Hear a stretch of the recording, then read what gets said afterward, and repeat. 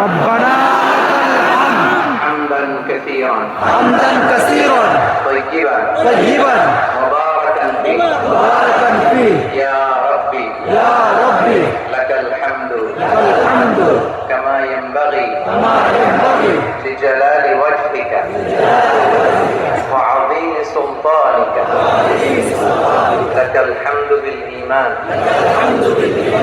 لك الحمد بالإسلام لك الحمد بالقرآن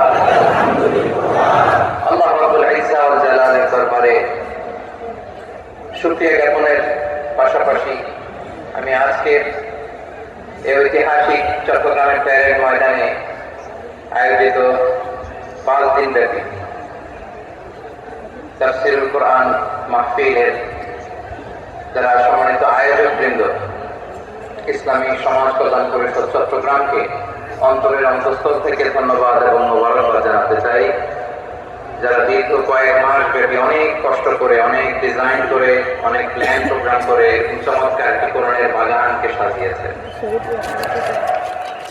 আজকের প্রোগ্রামে সম্মানিত সভাপতি, প্রধান অতিথি, বিশেষ অতিথি, মঞ্চে উপস্থিত উলামায়ে কেরাম, কমিউনিটি লিডার্স, চট্টগ্রামের বিভিন্ন পর্যায়ের বিভিন্ন দলের সামাজিক, ধর্মীয়, রাজনৈতিক নেতৃবৃন্দ, ব্যবসায়ী ভাইরা, চাকরিজীবী ভাইরা, শ্রমজীবী ভাইরা, ছাত্র ভাইরা, পর্দার আড়ালে আমার মায়েরা এবং বোনেরা, সাংবাদিক বন্ধুরা, মিডিয়া কর্মী, ইউটিউবার্স, ভলান্টিয়ার্স, আপনাদের সবাইকে অন্তরের অন্তঃস্থল থেকে শুভেচ্ছা জানাই, মোবারকবাদ জানাই।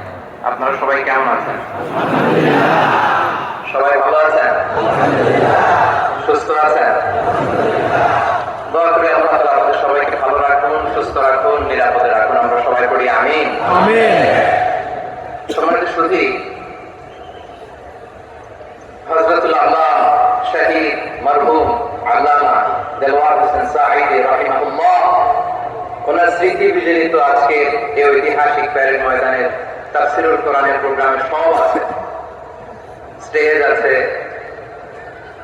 শ্রোতা আছে, প্যান্ডেল আছে, মিডিয়া কাভারেজ আছে, কিন্তু আমাদের কলিজার টুকরাটা আমাদের মাঝে নাই।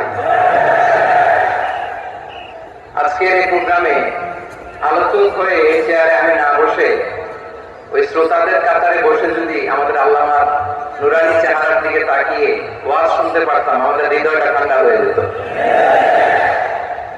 আমাদের তৃষ্ণার্ত হৃদয় শান্ত হতো। সব আজকে আছে, কি যেন নাই, ঠিক কিনা বলেন? আল্লাহ তাআলা প্রতি 100 বছরে একজন মুজাদ্দিদ পাঠান, প্রতি 100 বছরে একজন মুজাদ্দিদ, যিনি সমাজকে সংস্কার করেন। আল্লামা দেলওয়ার হোসেন সাঈদী রাহিমাহুল্লাহ ছিলেন তেমন একজন মুজাদ্দিদ। চিৎকার করে বলেন ঠিক কিনা? উনি শিরক বিদআতের আস্তানাকে তছনছ করে দিয়েছেন, তাওহীদের বাণীকে সমুন্নত করেছেন, মানুষের কাছে তাফসীরুল কোরআনকে জনপ্রিয় করেছেন। আজীবন তিনি ইসলামকে বিজয়ী শক্তি হিসেবে দেখার স্বপ্ন দেখতেন। এত প্রাঞ্জল ভাষা, এত চমৎকার আধুনিক প্রেজেন্টেশন, গণমানুষের কাছে কোরআনের তাফসীরকে এভাবে জনপ্রিয় করে তোলার মতো ব্যক্তিত্ব আল্লামা সাঈদী ছাড়া দ্বিতীয় কেউ এই বাংলার ভূখণ্ডে আর। এই যে তাফসীরুল কোরআন, এই যে টার্মিনোলজি, এই টার্মটাই উনি আসলে জনপ্রিয় করেছেন। আমরা আগে জানতাম না যে এভাবে তাফসীর করা যায়, এভাবে scientific indications of the Holi কোরআনকে মানুষের কাছে পেশ করা যায়, এভাবে এত জীবন ঘনিষ্ঠ করে, এত ইন্টারেক্টিভ করে কোরআনের কথাগুলো মানুষের কাছে উপস্থাপন করা যায়। উনি অন্যায়ের বিরুদ্ধে সবসময় সোচ্চার ছিলেন, প্রতিবাদী কণ্ঠস্বর ছিলেন। ওনার আলোচনা শুনলে দেখে রক্ত টক করে ফুটতে থাকতো। Allahu Akbar, Allahu Akbar.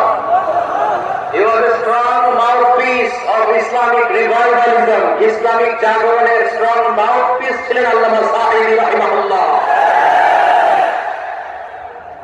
অনেক দোয়া পেয়েছেন।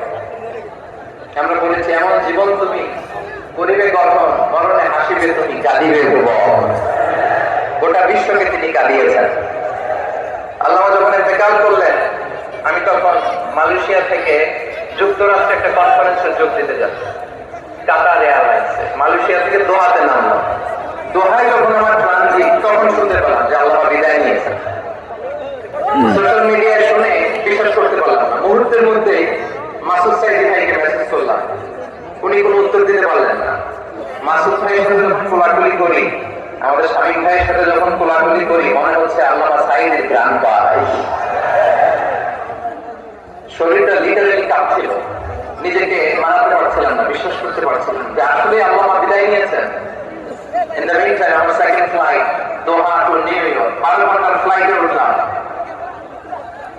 ইন্টারনেট থেকে বিচ্ছিন্ন হলাম, নামার পরে শুনলাম আল্লাহু আকবার, যেখানে ওনাকে কবরস্থ করার কথা ছিল সেখানেও কবর দিতে দেওয়া হয় না। ছবিগুলো দেখতে লাগলাম, হাসি মাখা মুখ, হাসি মাখা নিথর দেহটা, মরণে হাসিবে তুমি কাঁদিবে বউ। From east to west, from north to south, the entire globe, গোটা বিশ্ব ওনার জন্য কেঁদেছে, গোটা বিশ্ব কেঁদেছে, কাবার গিলাফ ঘুরে ঘুরে মানুষ চিৎকার করেছে। এর চেয়ে শ্রেষ্ঠ মৃত্যুটা হতে পারে? আমাদের আল্লাহ আর কি পাওয়ার ছিল বলেন? আর কি পাওয়ার ছিল? কুল্লু নাফসিন যায়িকাতুল মাউত, যারাই দুনিয়াতে আসবে তারা ইন্তেকাল করবে, এটা আমরা মেনে নেই, এটা আমরা জানি। কিন্তু অবাক করার বিষয় হচ্ছে আমরা আজও জানি না আমাদের আল্লাহর মৃত্যু কি স্বাভাবিক হয়েছে নাকি এটা পরিকল্পিত মেডিকেল কিলিং ছিল। এটা যে পরিকল্পিত মেডিকেল কিলিং ছিল, এটা ধারণা করার পেছনে অনেক কারণ আছে। তিনি আধিপত্যবাদের বিরুদ্ধে সোচ্চার ছিলেন, ফ্যাসিবাদের বিরুদ্ধে সোচ্চার ছিলেন, রাজনৈতিক প্রতিহিংসার শিকার ছিলেন। এজন্য এটা মেডিকেল কিলিং হতে পারে, এই ধারণা আমরা করতেই পারি। আওয়াজ করে বলেন ঠিক কিনা? যে সময়টা আমরা